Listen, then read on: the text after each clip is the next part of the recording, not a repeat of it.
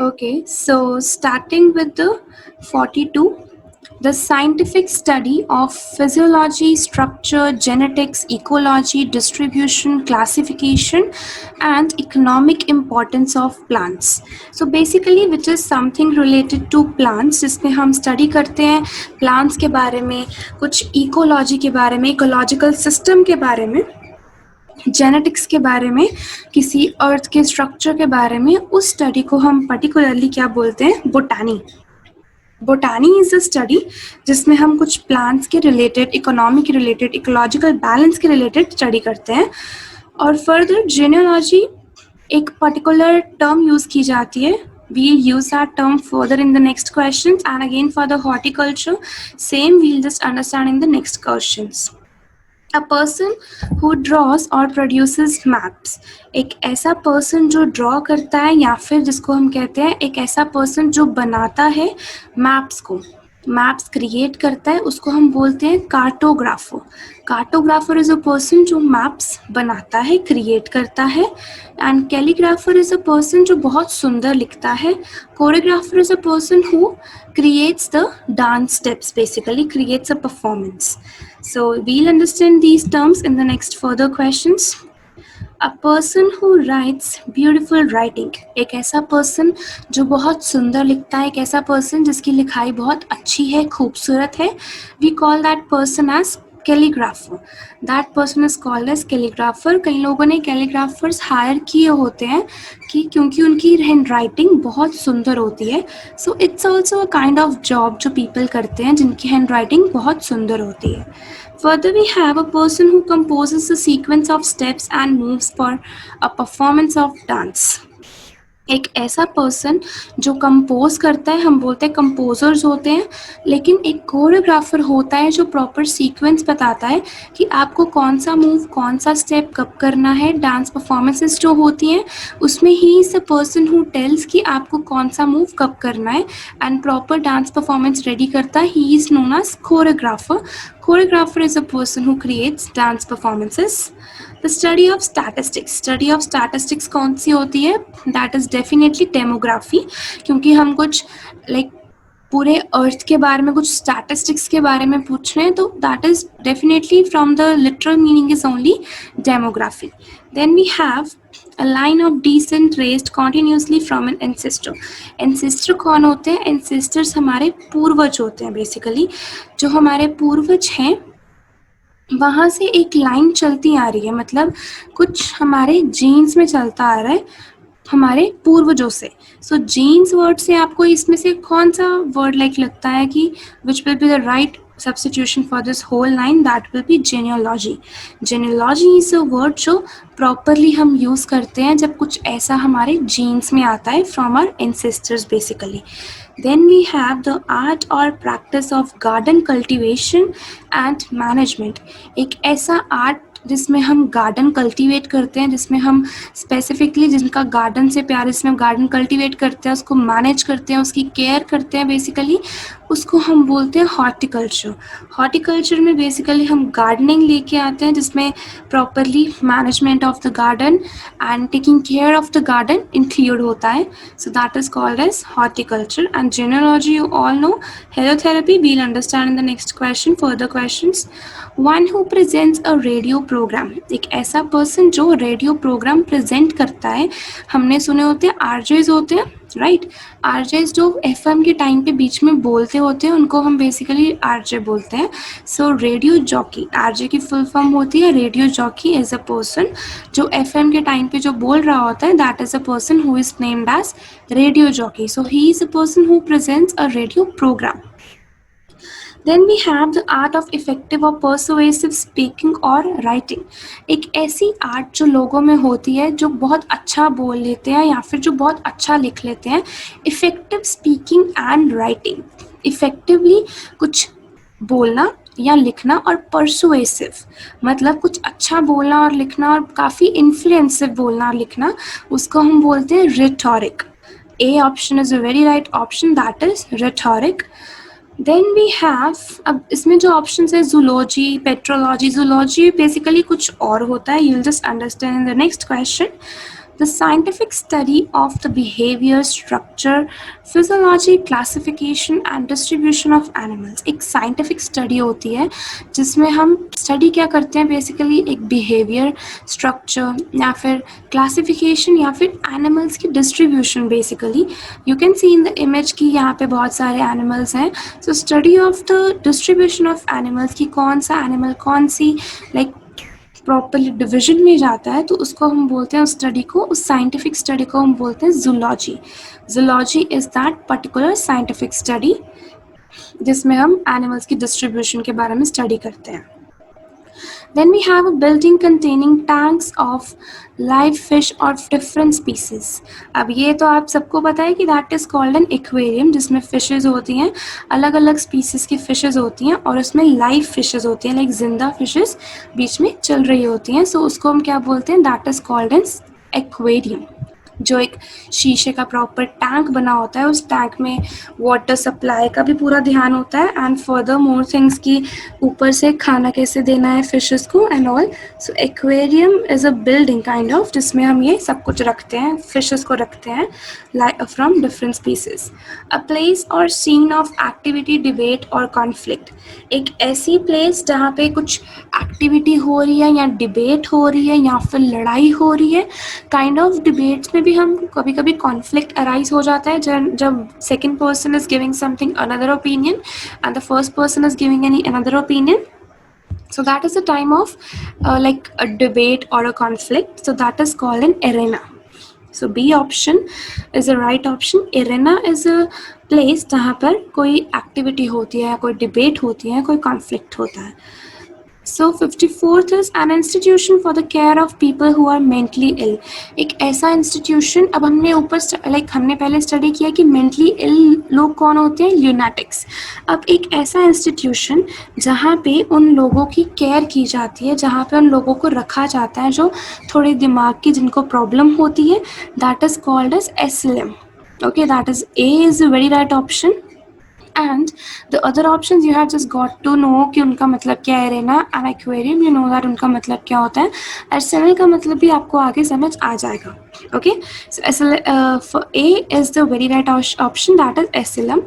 And further we have 55th, a public room or building where gambling games are played. एक public room या फिर एक ऐसी building जहाँ पे गैम्बलिंग गेम्स जिसको हम बोलते हैं जुआ, ठीक है, वो गेम्स खेली जाती हैं, उसको हम क्या बोलते हैं, कैसीनो. ये कैसीनो इज़ अ प्लेस जहाँ पर गैम्बलिंग गेम्स खेली जाती है, जहाँ पे पैसे के साथ गेम्स खेली जाती है, पैसा लगा कर खेली जाती है.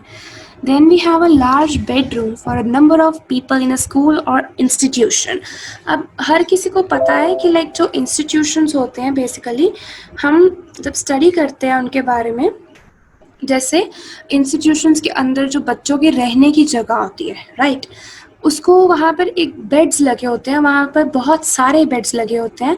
सो वो एक प्रॉपर बड़ा लार्ज बेडरूम बन जाता है. You can see in the photograph that there are 2 beds and kind of इस तरह की बिल्डिंग रहती है, उसको हम बोलते हैं dormitory. Dormitory is present in most of the institutions. जो बड़े इंस्टीट्यूशंस होते हैं उसमें बच्चों को रहने के लिए डॉर्मिटरी प्रोवाइड की जाती है. ओके, एंड देन जिम्नाजियम वो होता है जहाँ पर प्रॉपर जिम्नास्टिक की जाती है, जहाँ पे एक्सरसाइजेस की जाती हैं, मशीन्स होती हैं. So we'll just see it in the next question. जो क्वेश्चन है, a room or building equipped for gymnastics, games and other physical exercise. एक ऐसा रूम जो इसीलिए ही बना है, जो इसीलिए ही ख़रीदा गया है कि उसमें फिजिकल एक्सरसाइजेस हों, उसमें मशीन्स होती हैं बेसिकली. सो वो जिम्नास्टिक्स के लिए होता है. तो जिम्नास्टिक्स से कौन सा वर्ड निकल रहा है, दैट इज जिम्नाजियम. सो उस बिल्डिंग को हम क्या बोलते हैं, जिम्नाजियम. सो शॉर्ट में हम उसको जिम कह देते हैं. So that is gymnasium in reality, D option. A large building with an in extensive floor area typically for housing aircraft. एक ऐसी बड़ी सी बिल्डिंग एक बड़े से एरिया के साथ जो वो होता है टिपिकली फॉर हाउसिंग एयरक्राफ्ट. जो एयरक्राफ्ट्स होते हैं उनको रखने की जगह होती है जहाँ पे वो आके खड़े हो जाते हैं, उसको हम बोलते हैं hanger.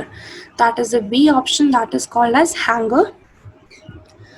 Then we have a small shelter for a dog. एक कुत्ते के लिए एक छोटा सा जो शेल्टर बना होता है बेसिकली, स्पेसिफिकली उनका जिनको हम बोलते हैं कुत्ते का घर जो होता है, a dogs house, that is called as kennel. A option is the very right option, kennel. And the meaning of the B option and the C option will be understood in the very next question. A place where wild animals live. एक ऐसी जगह जहाँ पर wild animals, खूंखार जानवर रहते हैं, उसको हम क्या बोलते हैं? That place is called as lair. That is a B option, that is lair. That is a place where wild animals live. Then we have 61th question. अब यहाँ पे जो mint है, kennel है, kennel का मतलब आपको पता लग गया कि it's a small shelter, a small house for dog. And in the 61st question, you can just see that a place where coins, medals or tokens are made.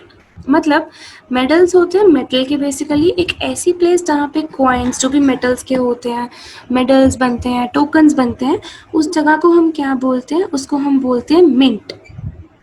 So mint is that place जहाँ पर ये सब कुछ बनता है. ये सब चीज़ें लाइक मेटालिक चीज़ें बेसिकली बनती हैं, लाइक कॉइन्स, मेडल्स और tokens. Then we have 62nd question, that is a building or buildings occupied by a community of monks living under religious vows. एक ऐसी बिल्डिंग जो कवर की हुई है मॉन्क्स ने. मॉन्क्स होते हैं जो हम देखते हैं जब भी हम कभी लाइक हिमालयाज पे जाते हैं या फिर पहाड़ों में जाते हैं, we can see some person who are like bald, like bald होता है गंजा पर्सन, जो जिनके सिर पे बाल नहीं होते हैं, they have wore something red and proper like पोशाक टाइप सी होती है, so they are called as monks. सो वो जो मॉन्क्स हैं, एक ऐसी जगह, एक ऐसी बिल्डिंग जहाँ पर वो सारी कम्युनिटी, वो सारी मॉन्क्स की कम्युनिटी रहती है रिलीजियस वोज के साथ. मतलब वोज होती हैं जहाँ पे हम बोलते हैं ना, जैसे कोई हवन होता है तो उसके साथ रिलीजियस वोज बोली जाती हैं, कि वो लाइनें जैसे किसी की शादी होती है तो रिलीजियस वोज उनके लिए बोली जाती हैं.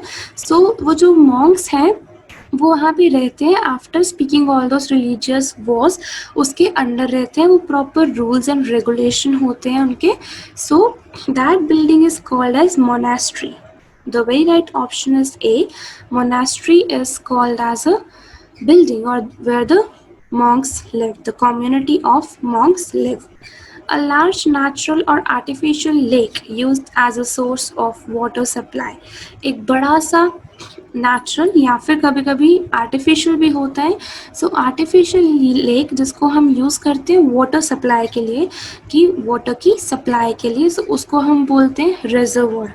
मोनास्ट्री का मतलब आपको पता चल चुका है. डेफिनेटली ऑर्किड और मॉर्क तो बिल्कुल नहीं है. So D option is the very right option, that is reservoir, कि जहाँ से पानी की सप्लाई आती है, जहाँ से पानी सप्लाई होता है. So that can be even natural और artificial also, that doesn't matter. Basically it's a lake which can be natural or artificial. A state of disorder due to absence or non-recognition of authority or other controlling systems. एक ऐसी state of disorder मतलब कुछ mishappening kind of misconception due to absence or non-recognition of authority. किसके कारण? कुछ absence या फिर authority के द्वारा recognize ना करने के कारण, या फिर जो बाकी कंट्रोलिंग सिस्टम है उसके द्वारा रिकॉग्नाइज ना करने के कारण. सो उसको हम क्या बोलते हैं? एक ऐसी स्टेट को हम क्या बोलते हैं जहाँ पर डिसऑर्डर हो जाता है, उसको बोलते हैं अनार्की.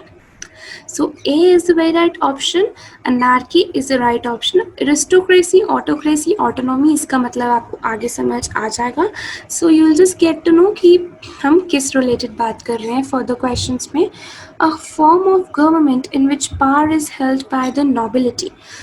एक ऐसी फॉर्म ऑफ गवर्नमेंट जिसमें पावर नोबिलिटी के हाथ में होती है, उसको हम बोलते हैं अरिस्टोक्रेसी. अब अगर हम नेक्स्ट क्वेश्चन पे जाएं, a system of government by one person with absolute power. एक ऐसा गवर्नमेंट का सिस्टम जिसमें एक पर्सन है जिसके ऊपर सारी लाइक उसके पास ही सारी पावर है. एब्सोल्यूट पावर मतलब सारी की सारी जितनी भी पावर है उसके पास है. उसने डिसेंट्रलाइजेशन नहीं की है, उसने अपनी पावर बांटी नहीं है. जिस तरह हम नॉर्मली देखते हैं कि जैसे प्रधानमंत्री मोदी हैं तो उन्होंने आगे अपने मैनेजर्स रखे हैं, राइट, मैनेजर्स जो उनके मिनिस्टर्स हैं, so they are the ones who handle all the things, so they have been provided with the पार। सो एक ऐसी सिस्टम ऑफ गवर्नमेंट भी होती है जिसमें सारी पार ही सिर्फ एक पर्सन के पास होती है, उसको हम बोलते हैं autocracy. Autocracy is a system of government जिसमें सारी पार ही एक पर्सन के पास होती है।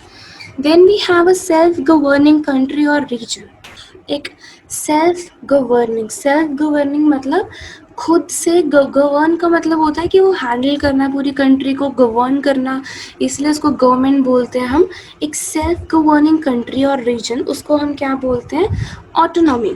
ऑटोनॉमी उन लोगों के लिए यूज़ किया जाता है लाइक जो लोग अपना लाइक डिसीजन ले सकते हैं। ये बेसिकली इसका मतलब क्या है कि जो पीपल उस कंट्री के अंडर रहते हैं, उस कंट्री में रहते हैं, उस रीजन में रहते हैं, so they have the basic power to take the decisions, so they have that autonomy to take the decisions, so B option is the right option। अब इससे आपको ये मतलब समझ आया, like the very first sentence, state of disorder due to absence or non recognisation of authority or other controlling system. So इसमें हमने क्या बोला था, इसमें हमने बेसिकली डिस्कस किया था एज अनार्की। सो अब जो फर्दर मतलब थे aristocracy, autocracy, autonomy, so you have just got to know. आपको जस्ट एक नॉर्मल हेडलाइन याद रखनी है इस चीज़ की कि एक ऐसी फॉर्म ऑफ गवर्नमेंट जिसमें नोबिलिटी की पार है, नोबिलिटी के पास पार है, उसको हम क्या बोलते हैं, दैट इज अरिस्टोक्रेसी। एंड एक ऐसी जिसमें एब्सोल्यूट पार, सारी पार एक ही पर्सन के पास होती है, उसको हम बोलते हैं ऑटोक्रेसी। एंड एक ऐसी जिसमें लोग डिसीजन ले सकते हैं, उस कंट्री में वो पार लोगों के पास भी होती है, so that is called as autonomy. Then we have a system of government in which most of the important decisions are taken by the state officials rather than by elected representatives। एक ऐसी government जिसमें सारे most of the decisions basically वो लिए जाते हैं जो state के ऑफिशियल्स हैं, जो स्टेट्स के बड़े लोग हैं ऑफिशियल, उनसे लिए जाते हैं, जो उन्होंने अपने अंडर रिप्रेजेंटेटिव्स इलेक्ट किए होते हैं, जैसे जो मिनिस्टर्स इलेक्ट किए होते हैं, वो डिसीजंस नहीं ले सकते, उनके पास वो पार नहीं होती है। So the power is with the state officials. तो ये कौन सी सिस्टम ऑफ गवर्नमेंट है, ये है bureaucracy.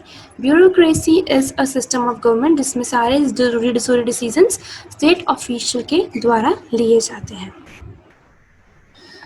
Then we have a system of government by the whole population or all the eligible members of a state, typically through elected representatives। एक ऐसी system जो है, एक ऐसा गवर्नमेंट का सिस्टम जिसमें जो सारी पॉपुलेशन है या फिर जितने भी एलिजिबल मेंबर्स हैं, जैसे जो 18+ होते हैं basically of a state, they typically through elected representatives. वो इलेक्टेड रिप्रेजेंटेटिव्स जो उसके अंडर होते हैं, they have the power to take the decisions and even the whole population have the power to take the decision. So definitely that is democracy, as you have all listened कि democracy is for the people, by the people and of the people. ये आपने सुना है ये चीज़। सो इसका मतलब होता है डेमोक्रेसी के अंडर जो लोग होते हैं वो खुद डिसीजंस ले सकते हैं, वो खुद उस चीज़ को इलेक्ट कर सकते हैं, अपने रिप्रेजेंटेटिव्स को, अपने मिनिस्टर्स को, अपने प्राइम मिनिस्टर को बेसिकली। जिस तरह India is a democratic country जिसमें लोग वोट डालते हैं तो वो पर्सन चूज़ होता है। सो इट्स लाइक कि वो पर्सन तभी चूज़ होगा जब लोग उसको वोट डालेंगे। सो that is a democratic country जिसमें सारी पॉपुलेशन और एलिजिबल मेंबर्स होते हैं जो वोटिंग कर सकते हैं, जिनके वोटिंग राइट्स खुल जाते हैं after 18+, so they can do that. Then we have a group of people having control of a country or organization। एक ऐसा ग्रुप पीपल का जिनके सर पर कंट्री का बोझ है, जिनके ऊपर जो पीपल कंट्रोल करते हैं कंट्री या फिर किसी ऑर्गेनाइजेशन को, उसको हम बोलते हैं ओलिगार्की। ओलिगार्की वो होते हैं जो कंट्रोल करते हैं कंट्री या ऑर्गेनाइजेशन को। Further we have government by the wealthy people. एक ये कौन सी गवर्नमेंट होती है जिसका जो wealthy people, wealthy government by the wealthy होते हैं, जो रिच होते हैं बेसिकली, जिनके पास पैसा होता है, that are the wealthy ones. So एक ऐसी गवर्नमेंट जो वेल्दी के द्वारा होती है उसको हम क्या बोलते हैं, plutocracy. So plutocracy is a government जो वेल्दी पीपल ने बनाई होती है, जो वेल्दी पीपल के द्वारा बनती है. Then we have government not connected with religious or spiritual matters. We have our prime minister who is connected with all the religious or spiritual matters. He is related to everything. He is related to every spiritual matter, a Hindu matter or something like that. But there is a government who is not related to any religious or spiritual matter. वो related नहीं होती है किसी spiritual या religious matter, भगवान के related matter में. So they are called as secular. Secular are the one who are not related to that, not connected to that. Then we have a form of government with the monarch at the head. एक ऐसी government की form जिसके sir पे एक monarch होता है. Monarch होता है एक हेड, बेसिकली उनके सर पे वो है. सो अब आप इसके नाम से ही इसका मतलब जान सकते हो कि definitely the name of the government will be monarchy. Okay, so monarchy is a form of government जिसमें मोनार्क होता है basically head, as a head, जिसको आपने सब कुछ इन्फॉर्म करना होता है, सब कुछ बताना होता है. Then we have a political system based on government of man by God. एक ऐसा पॉलिटिकल सिस्टम जो किसके ऊपर बेस्ड होता है, on government of man by God. तो उसको हम क्या बोलते हैं, that can be specifically named as thearchy. So thearchy is that जिसमें पॉलिटिकल सिस्टम प्रॉपरली जो बेस्ड होता है of government of man by God. अब इसमें सेकुलर, मोनार्की एंड प्लूटोक्रेसी, आपको इस सबके मतलब क्लियर हो गए हैं. So that is why I provide you that जो अदर बाकी मतलब हैं वो आपको क्लैरिटी हो जाती है धीरे धीरे. So you don't have to worry about that. So further we have fear or hated of books. एक ऐसा पर्सन जिसको बुक्स नहीं पसंद, जिसको काइंड ऑफ फोबिया है बुक्स से, वो पर्सन बुक्स नहीं पढ़ सकता. वो पर्सन को बुक्स से डर लगता है काइंड ऑफ. सो उसको अच्छी नहीं लगती, उसको हम बोलते हैं bibliophobia. That is a phobia. Phobia क्या होता है, फेयर, किसी चीज़ का डर. किसी को हाइट्स का डर होता है, किसी को स्नेक्स का डर होता है, किसी को एनिमल्स का डर होता है, किसी को पानी का डर भी होता है. This is also phobia. So यहाँ पे किसी को बुक्स का डर होता है तो उसको हम बोलते हैं बिब्लियोफोबिया. ओके, सो बिब्लियोफोबिया से आप ये वर्ड जान सकते हो कि we just know a word which is named as bibliography और something like it's related to books, right. So उससे आप इस वर्ड से समझ सकते हो. जब आपको कुछ याद ना आए कि that what will be the right option, then you just have to check the like the options and check the literal meaning. So इसका भी मतलब लिटरली निकल रहा है, that is bibliophobia. It's related to bibliography, something related to books. Killing of a large group of people, मतलब एक बड़ा group लोगों का मर जाना या फिर उनका मारा जाना. उस एक्ट को क्या कहते हैं, बेसिकली उस एक्ट को कहते हैं जेनोसाइड. ओके, एक ऐसा जब कोई large group of people is like उनको एक्ट, ऐसा एक्ट जिसमें लार्ज ग्रुप ऑफ पीपल मारा जाता है, बहुत सारे लोग मारे जाते हैं, उसको हम बोलते हैं genocide. And the very next, killing of one person by another, like एक पर्सन का दूसरे पर्सन के द्वारा मारा जाना. जब कोई एक पर्सन दूसरे पर्सन के द्वारा मरता है तो उसको क्या बोलते हैं, इस एक्ट को क्या बोलते हैं, homicide. Okay, so we have learned two words, genocide and homicide, and the other two option, that is foeticide and fratricide. इनका मतलब क्या होता है, जो foeticide क्या होता है, जब foeticide is basically किसी बेबी का पेट में ही मर जाना. So that is kind of that, and side is the thing जिसमें हम बोलते हैं an act of killing. Side is something जैसे CIDE, इसका मतलब होता है it's an act of killing. And जो इसके आगे वर्ड लिखे हैं, फोइट, होमी, फ्रैटरी, जेनो, आपको इन चीज़ों से मतलब समझना है. अब फोइटिसाइड का किस तरह पता चलता है कि वो, इसका मतलब होता है कि बेबी का पेट में मर जाना, क्योंकि फोइटस जो मदर्स के पेट में होती है.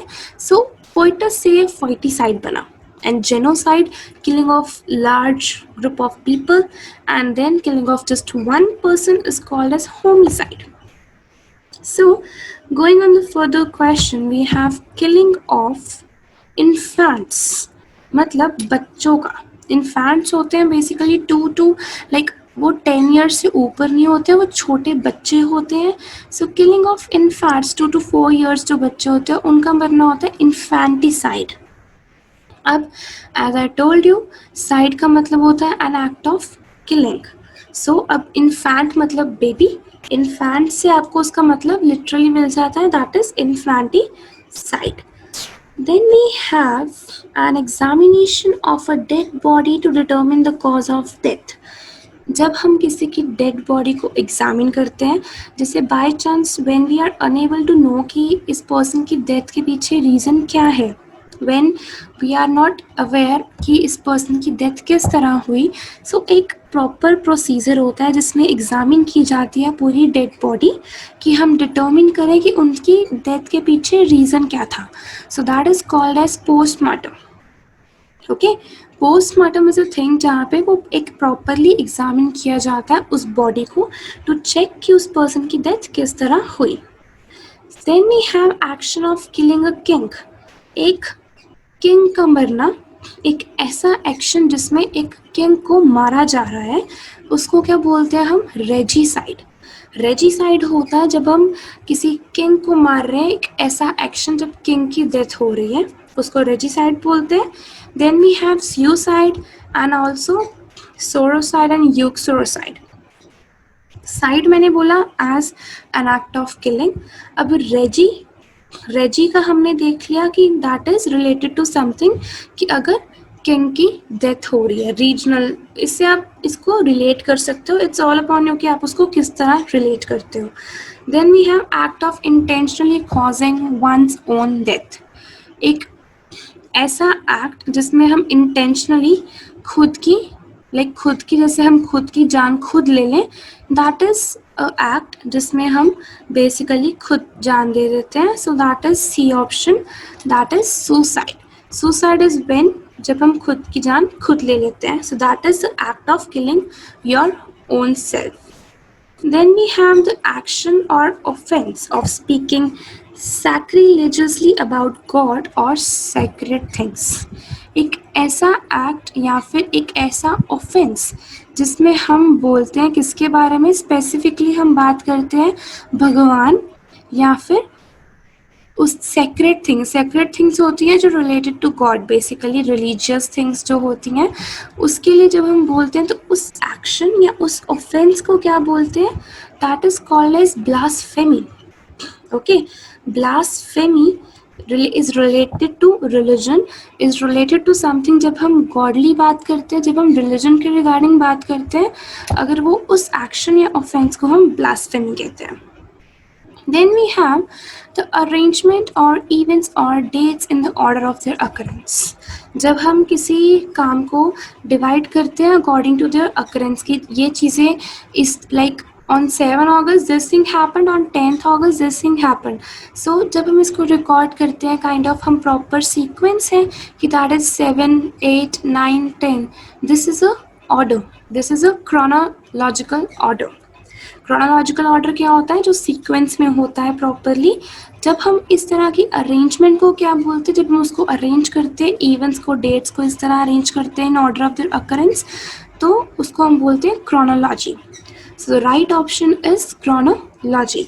जब हम किसी चीज़ को क्रोनोलॉजिकल ऑर्डर में रिकॉर्ड करते हैं, उसको हम उसकी अरेंजमेंट को हम क्रोनोलॉजी बोलते हैं. देन वी हैव स्पोकन और डन विदाउट प्रिपरेशन. कुछ ऐसा जो हमने बोला या फिर किया बिना किसी प्रिपरेशन के. हम प्रिपेयर्ड नहीं थे लेकिन हमने वो काम किया. सो फॉर दैट वर्क उस चीज़ को क्या कहा जाता है? That is called as extempo. Extempo basically उस चीज़ को कहा जाता है जब हमें स्पेसिफिकली कंपटीशन में बोला जाता है that you have to stand and you have to speak on a topic which is given to you on the spot for 5 minutes. कि आपने उस टॉपिक पे 5 minutes के लिए बोलना है, आपको टॉपिक ऑन द स्पॉट दिया जाएगा. सो यू आर लाइक उस केस में आप बोल रहे हो या फिर काम ख़त्म कर रहे हो बिना किसी प्रिपरेशन के, आप डायरेक्टली उसी टाइम बोल रहे हो जो भी सोचकर. So that is called as extempo. Then the last question is an imaginary ideal society free of poverty and suffering. एक ऐसी इमेजिनरी होता है जो सिर्फ हमारे दिमाग में एग्जिस्ट करती है, ओके कुछ ऐसा जो सिर्फ हमारे दिमाग में एग्जिस्ट करता है, एक आइडियल सोसाइटी. अब इमेजिनरी क्यों बोला गया? क्योंकि एक आइडियल होती है जो एक परफेक्ट अच्छी सोसाइटी बिल्कुल होती है जिसके अंदर कुछ they are free of poverty and suffering, मतलब एक ऐसी सोसाइटी जिसमें ना ही कोई गरीब है ना ही किसी पर्सन को कोई दुख है. सो ये डेफिनेटली एक इमेजिनरी सोसाइटी ही हो सकती है कि जिसमें गरीबी नहीं है, जिसमें कोई दुख नहीं है, सारे लोग खुश हैं. That is why it is called as an imaginary society. So उसको हम क्या बोलते हैं? यूटोपिया. यूटोपिया एक इमेजिनरी सोसाइटी है जिसके अंदर कोई भी पर्सन दुखी नहीं है, गरीबी नहीं है, कोई सफरिंग नहीं है, लोग सारे खुश हैं. So the right option is D, that is utopia. Further, this is the answer key provided to you all. So while just checking out these, you can just check from the answer key that if you are doing it in a right way or the wrong way. So that's all for the session of one word substitution.